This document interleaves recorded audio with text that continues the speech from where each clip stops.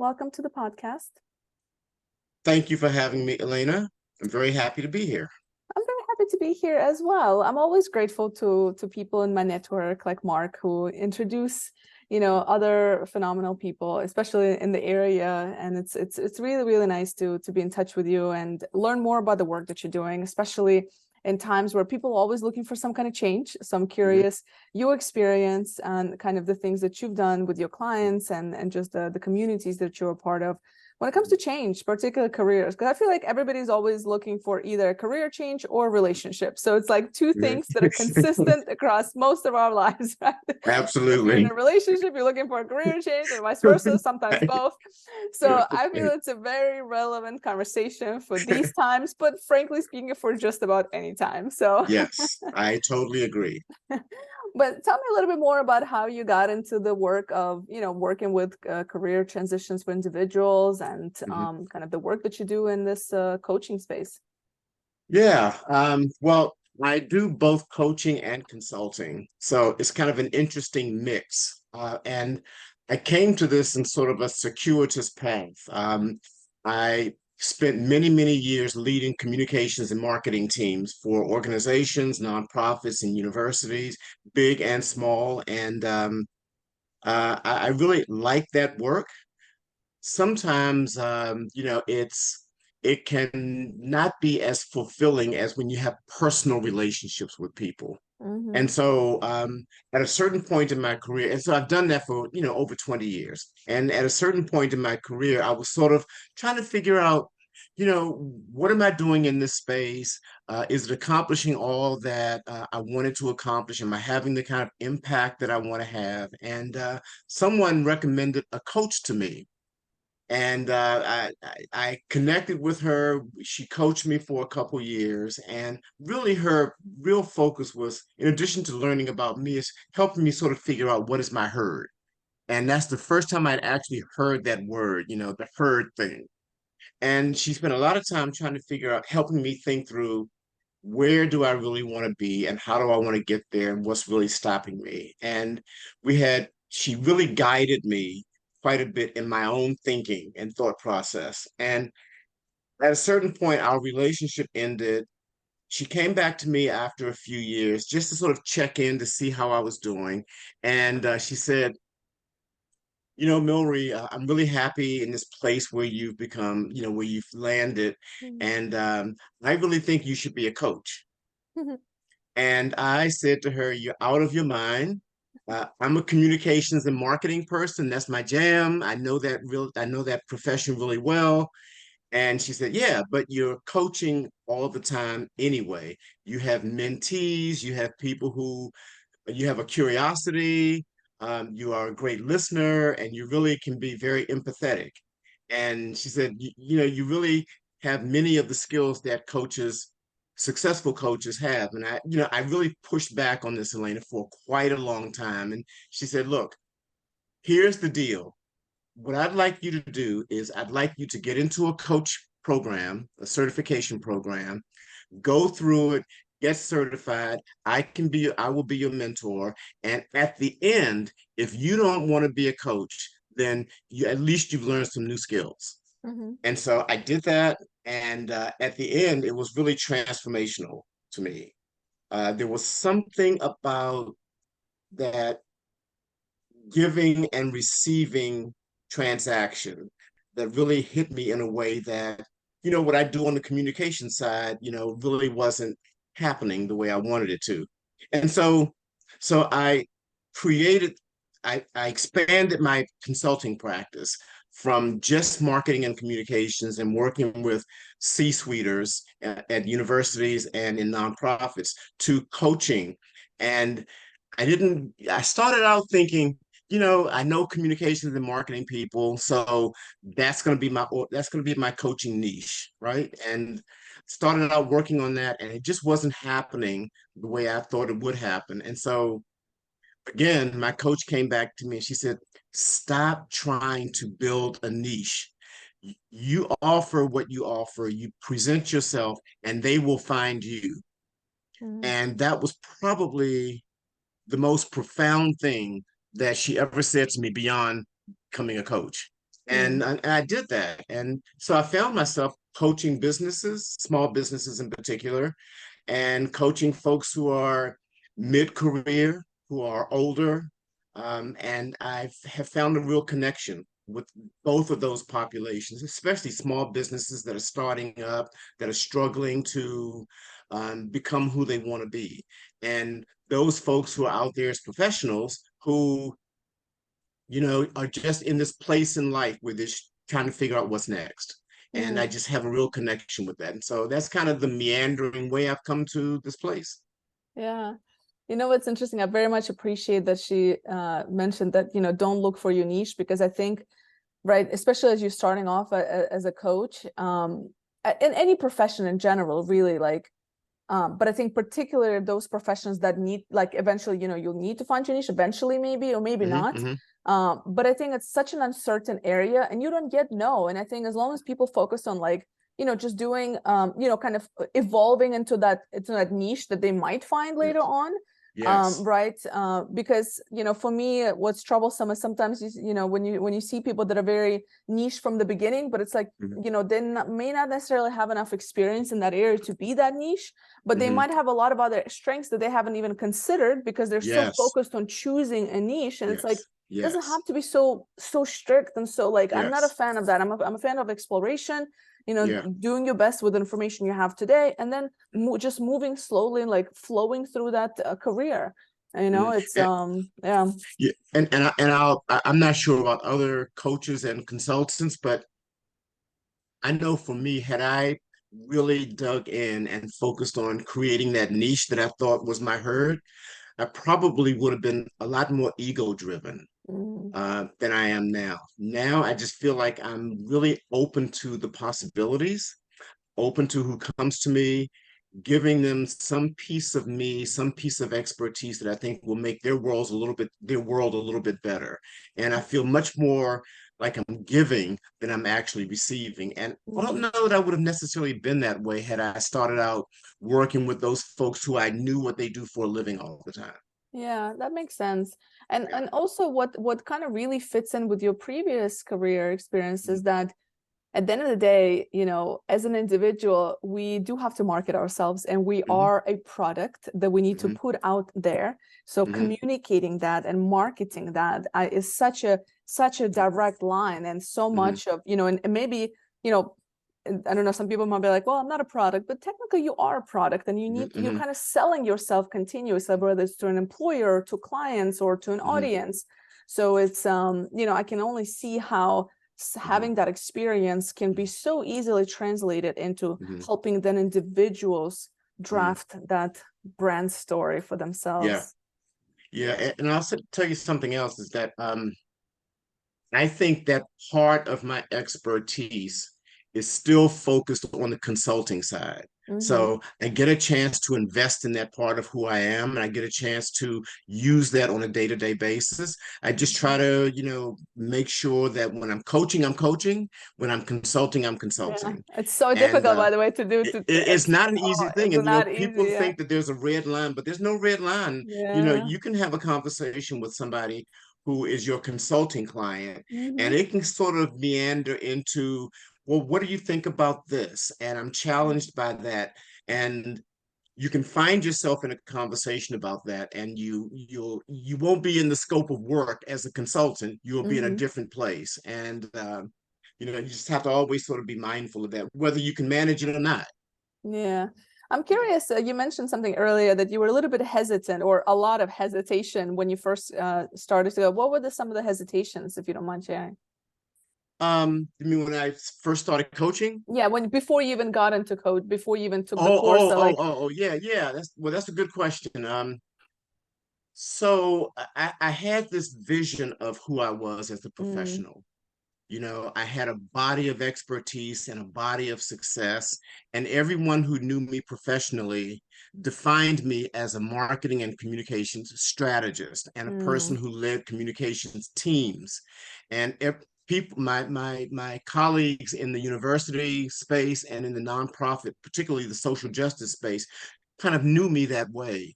mm, And I felt at home struggle, addressing crises on campuses, and that Hmm. was kind of my self-image of me. And so it took a little bit of time for me to see myself as a person who had these other skills and other Yeah. talents and gifts that I was using in some ways, but I hadn't really focused it. And so, yeah, so that was a little bit of a journey for me to just sort of see that. But the coaching program and the coaching experience that I had, especially early on when I was practicing and interacting with folks, I started seeing these other things that really brought me joy, Mm. and was getting really good feedback. And so that's when my self-image started expanding. Yeah. Have you, I want to ask you a little bit about on the consulting side that you do. So Mhm. have you seen a shift in particularly in how companies communicate and market themselves based on the new generations that are coming in? Have you seen the shift happen over the last I, like I 10 years, yeah, let's say? I've seen it. Yeah, I've seen a shift gradually happening. Mm. There's a little bit of dissonance between what, in my experience, what lots of organizations want to do and what historically they've done, and what a new generation is bringing to them. And you know, there's, there is a younger generation of folks who want to have it now. They're not willing to put in the time. They would much rather change jobs than to grow in a current job. And I think organizations, particularly coming out of the pandemic, are starting to see that, how can I invest in another generation of employees and staff in a way that I really never had to do that before. And I particularly see it in the small businesses that I work with. I have found myself working with lots of small businesses, and when they're hiring, when they are managing staffs, when you've got a person who created a business and who thinks this is the only way to do it because Mhm. I know everything, and you find those challenges, that's when it can be helpful to have another point of view. Absolutely. I feel like a Yeah. lot of companies struggle with that. And, we've seen this with all the big corporations that's been in news recently, and the things they're trying just to fit in or just to, Mhm. attract to different types of audiences. But what's even more funny is on the individual side. Recently, I saw a post that was like Gen Zs want to work 5 hours a day and make lots of six-figure salaries, Mhm. and they don't want to have a lot of stress or something like that, and Right, like right, X number right, of vacations, so it's like, right. as a company, how are you, how do you manage that, like how do you, like what are you putting out there to attract somebody who wants to work more than 5 hours a day? Like, what's the messaging you're putting out there? Like, Yes. it's and there's a lot of sensitivities now around the workplace as well, so just managing the crisis that comes along Mhm. with certain challenges that we Mhm. experience in corporates these days is an interesting thing that we're all trying to figure out, I guess, right now. Yeah, and I particularly see that when I work with older folks who are looking for jobs. Mm-hmm. They've somehow gotten displaced, but they are really committed to what they do for a living in a Yeah. way that's different from younger employees. And the thing that I see lots of, more mature organizations do and seek is what an older person will bring, who has a certain Mm-hmm. body of expertise and a certain commitment to, fulfilling their commitments. That's very different from, what we're seeing in Gen Zers and others.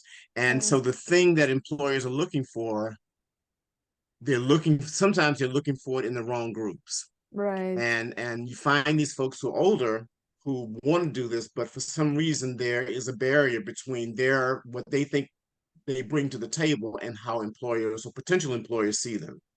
Yeah, it's pretty it's pretty disheartening to see that, because ageism is a real thing, and Mhm. you're completely correct. And I'm not sure where, I mean, it depends on a company, but you know it really depends on a company. But I see definitely, like, through just the kind of, the funny thing is that the kind of experience they look for, like you said, is driven towards those individuals, but then Mhm. that's not who gets hired, and they still hire the younger person and suffer the consequences later on, which Yes. is a little bit confusing to me. I'm like, Mhm. you have a better candidate actually, but Yeah.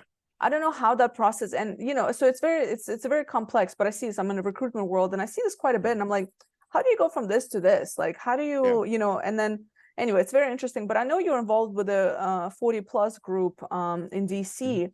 So Mhm. what are some of the conversations you're overhearing there, some of the challenges in addition to, what we just said, but what other Yeah. themes emerge? Well, yeah, it's really interesting. I'm on the board of 40 Plus of Greater Washington, and I also, as a board member, I recruit speakers for our Monday evening speaker series, and it's a very, very interesting dynamic because often you hear about some of the regular things. I'm looking for a job.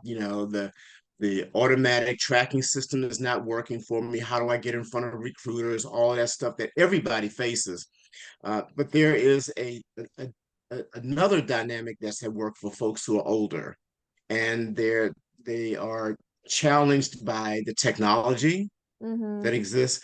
I see almost every Monday night people who are in their 40s and 50s who are looking for a job. They may have been displaced from a job, or they may be in a current job but ready to move on and do something different. They're reluctant to have their cameras on. Mm-hmm. There are a lot of different things that some younger folks, for example, I don't want to generalize, but I'll Yeah. say this, grew up with the technology, and others who are older have to adopt and adapt to this technology in a way Mm-hmm. that it requires some effort on their part. And so, the whole informational interview, there are folks out there who are expert at doing informational interviews, and there are others who are very reluctant to doing them. Mm-hmm. They come to Mm-hmm. the table thinking, I've got 20 years of experience as a marketing and communications folk Yeah. person, and Yeah. I they should be able to look at my resume, right, Yeah. and see that I'm qualified. And it's a big challenge. Yeah, it's like I said, it's super disheartening really to see that. And what's interesting is that companies, I assume they probably look and they say, well, we would have to invest in training this person how to use this technology. But on the flip side, and this is my life weekly basis, is what I see is the young people, you have to invest in teaching them how to be professional, Yes, how yes. to deal with clients, how to deal Mhm. with difficult situations, how to Yes, deal with conflict. So right. personally, I much rather teach somebody how to use the tech, because a lot Mhm. of the tech, or have a young person who's already working act as a reverse mentor, so to say, Mhm. Mhm. and get that person, but somebody who can manage a team, who can deal with everything that, what I'm saying, that Mhm. the world of work is, it's just becoming, seems like more challenging and challenging Yeah, across board. So I'm yeah. always curious about that. I'm like, it is probably cheaper. And the funny part is, if you invest in that, in the older person, they'll actually stick around. The younger person, you might train them, as much as you want to, but 2 years later they're gonna bounce, and then Not they're even back. 2 years. Well, Not not even, even two maybe years. not. Yeah. I saw, I had a presenter at 40 Plus about a year ago who was an expert in the labor market. And he said, and I'm a little bit fuzzy on the numbers, but essentially he said that there is a subgroup of folks who get jobs who are young. And as soon as they get the job, they're looking for the next one. And 6 months in, they've left the job that they interviewed for, and they found something that's more interesting, or allows them to bring the dog to work, or 5 hours a week, or 5 hours a day.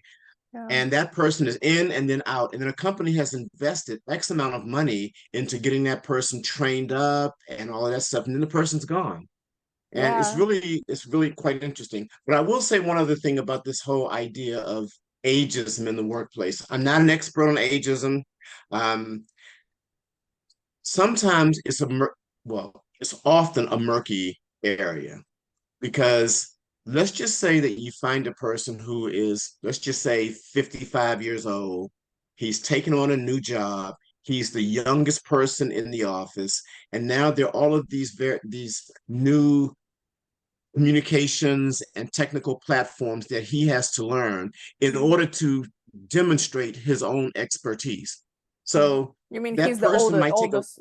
He's the oldest. You said the yeah, youngest. You he's mean the he's the oldest oldest? Yeah, person in yeah. the office, and maybe by a number of years. No. And this is part of my own experience too in the past. And that person gets on board and struggles with the technology and doesn't really get a chance to show his Other, expertise, yeah, expertise. Yeah. right? And so then there becomes this perception. Why is this person taking so long to learn this? You know, this person is the person providing value yet? When just given a little bit more time and Hmm. patience with this person learning the technology part, maybe it's a communications platform, maybe it's Monday.com or whatever those things are, Yeah. that are just essential to just working in the office. Yeah. That person might take a while to get to that place. And then Yeah. there's a perceptual problem. There's a generational perception. And Yes. that's a little bit murkier than just Yeah. ageism. Yeah, no, you're completely right. And what's interesting is that the whole onboarding process could be Mhm, better in general for mhm, most companies. Most companies don't do good mhm, with onboarding. And then frankly mhm. speaking, um, it takes 6 months to 12 months for somebody to really make an impact in like a Yes, new hire. That's the yes, reality. Like in very rare cases do you hit the ground running, but it right. just takes time. These things just Yeah. take time. You got to learn the organization and depending which level you are, etc. So I think there has to be an element of patience and Mhm, weighing the pros and cons of, mhm, do I wait for this person to, you know what I mean, mhm, to kind of get on board with the tech, and what support am I providing as an employer, mhm, right? And how mhm. is Yes. their manager and their team supporting, versus bringing on somebody who is job hopping. And it's Mhm, interesting, you always see these, on social media, you always see these posts, mhm, how this young person will say, I'm 29, I'm making, 180 a mhm, year, or maybe like even 26. I've seen it. I mean, I know people that are 27 making mhm, 180, in tech world, but mhm. it's like this is how I got 20% increase in the last 4 years, and it's because they job Yes. hopped. And Right. it's like, Right. and I don't know if my biggest challenge with that also for the younger people is like, especially during the pandemic and post-pandemic, a lot of companies just threw money at candidates, Mhm, but I don't think they understand that that's probably got their cap for a while. mhm, mhm. It's going to be very Yes. difficult. They're going to have to either stay the same salary for a long time because nobody's going to offer them something more. Right. They might have tapped their expectations out for Mhm, several years ahead mhm. because they Yes. still don't have specific experience that companies look at. So at some point you hit that ceiling almost Right. until you know what I mean? So, and I think a lot of people, young people who are like chasing the paycheck, which I understand, I get it, Yes. but I do too. but I don't know if they're thinking, it's a very short-term thinking because I don't think they Yeah. understand how the world of work and salaries and Mhm, the when the market stabilizes and you know mhm. what I mean, and like what Yeah. those sort of Yeah.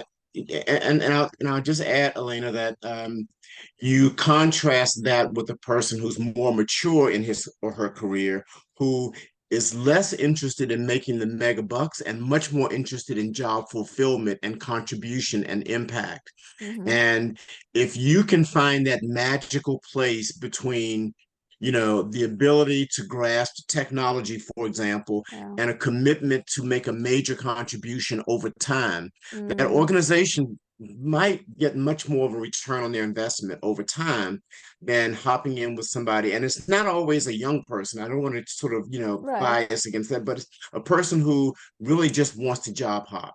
They've created a path for themselves that every 2 years they're doing such and such a thing. And that might not always be the case in an older, more mature population who brings a certain skill set that can contribute to the bottom line, that can, work with lots of different personalities, lots of different areas of expertise, pull them together as a team and move forward. There's great value in that. Yeah, and somebody who also, they look for more stability, you Yes. know for more Yeah. stability, so, and a little bit more responsibilities that they have, Yeah. and it's just, it's a different, it's interesting, it's a complex topic, but Yes. there's so many sides to consider. Mhm. But this is my life weekly in the recruitment world and talent development world, and I ponder these topics all the time, and I think I've Yeah. seen it all over the last, like particularly the last 2 years with all these Yeah. things that are happening, especially in Yeah. tech sector. Oh my Mhm. goodness. So it's Yeah. very interesting nonetheless. Yeah, and of course I see it a lot in my role in 40 plus, Hmm. where there's this competition that goes on between generations. Yeah. And it's really interesting to sort of be informed by the arguments and the discussions that are taking place on both sides of the equation. Yeah, yeah, that's an interesting little debate to have. That would be an Yeah, interesting event to host, where you yeah. just have because we make a lot of assumptions based on, small populations that we are Hmm. exposed to. Yes. But I'm curious, like, to hear the other side of it, because I'm sure there's a Yeah. lot we don't consider from a young Yeah. person's perspective, like somebody I- who's, fresh out of college or, Yep.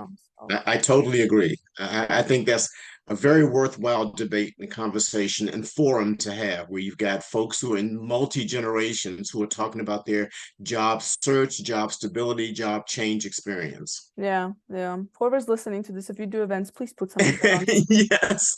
Or Yes. Millree, maybe 40 plus can invite the somebody else as That well. well, hey, you know what? Look, you're bringing up a good point, Elena, and I'm definitely going to be thinking about how we can invite that kind of conversation. Yeah, yeah, yeah. Yeah. I'm sure people will be interested. It would be very interesting. Yeah.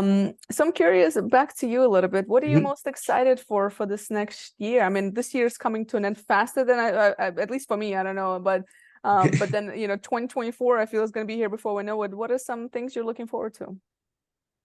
Well, my business continues to evolve, and I like it goes through these periods where I'm doing more coaching than consulting, and then other times when I'm doing more consulting than coaching. Mhm. And it feels like I'm at a place now where it's evening out, where Mm, I'm managing a portfolio of consulting clients and coaching clients, and being able to be present in both of those environments, which mhm, is really important to me. So I think I'm just looking forward to continuing to see how that grows, as well as kind of realizing that maybe I have less control over it than I thought I had, and just being open to how it grows and, just being present and contributing and being impactful in whichever direction it goes. mm. Yeah, that's nice, and I love it how you say it's evolved because it's always evolving. Yes. That's how I think you always have to keep that open mind, as you said in the beginning, when you Hmm. have a business, because you never know which direction it's going to take, and you have to be open to That's all of right. it. And we don't know what we don't know, which is why We don't know. yeah, go ahead. And I say to people all the time, you just have no idea what's right around the corner. You Yeah. know, none of us knows. I mean, I'm a perfect example of, I didn't want to be doing, I mean, you couldn't have imagined me doing what I'm doing now when I was running a communications team 10 years ago at a university, or being a consultant specifically in communications and marketing, that Mm-hmm. I would have fleshed out my career in this way where I can be impactful and contribute.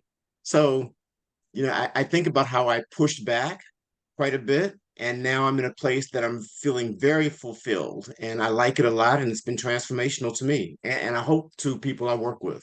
Yeah, no, I'm sure it has. It's the unknown that's yet exciting. And I think that's why it's like you have to have this curious mindset, to Yes. your point, like you don't know what's around the corner, Yeah. and it's I'm an optimist by nature. I try to Yeah. be realistic as well, of course, but I'm an Hmm. optimist, and I'm like, I'd Hmm. rather think about the great things that could be around the corner. You know what I Hmm. mean? Hmm. Because somebody once said, they said, if you look for the bad, I don't remember who it Hmm. was. I'm sure several people said the same thing, but it was like, if you look for the bad, you're gonna find the bad. If you focus on the Yes. negative, you're gonna find the negative. You turn on the Yes. news, you're gonna find the negative. But if you Yes. focus on the good, like that's where I prefer to spend my time, as like Yeah. the good and the future, not Yeah. being completely ignorant of the other things that are happening, but limiting my exposure to all the other things that are happening, that keep an eye on it, but that shouldn't be the focus. Should be future focused. Yeah. And I think about what I try to do is have a sense of adventure, Mm-hmm. like what's right around the corner, and confident that whatever is around the corner for me, I have it in me professionally and personally to address it, and just kind of go into whatever that situation is, knowing that who knows what's right around the corner, but I know that I can handle it, whatever it is. And when you can partner with people, when you can partner with business leaders to instill that sense of adventure, that sense of, I don't really know what's right around the corner, but I'm ready for it. You know, Mm, I'm leaning into it as opposed to, and there are lots of folks who feel this sense of, this is the way I want it to go. And if it shifts, if it, tacks left or right, then I'm not sure how I'm going to deal with that. As mhm. opposed to, we have to have some intentionality about what we do, but there's also this curiosity and sense of adventure that we have out there, or we should have out there, because things are presented to us. And I just like knowing that. I like Yeah, feeling that, and I like approaching my life that way. yeah, absolutely. So before I ask you my last question, Mhm. where can people find you? Where do you hang out at? Where can they get in touch with you for your coaching or your consulting? Well, they can certainly reach out to me on LinkedIn. Hmm. Um, and they can also reach me through my website. It's Willekop.com. That's Willekop.com. Great. And the last question I always ask my audience is, Uh-oh. what is one question you wish people would ask themselves more often? Um, I think, what is my special, unique gift? And am I using that gift to make an impact? I like that. What is my special, unique gift? And am I using that gift to make an impact? Yeah, Yeah, yeah. it's a beautiful question. It's a difficult question if you don't know, but that will spark that curiosity and that Yes. adventure, though. And it's worth pursuing if you don't have an answer for it. Absolutely.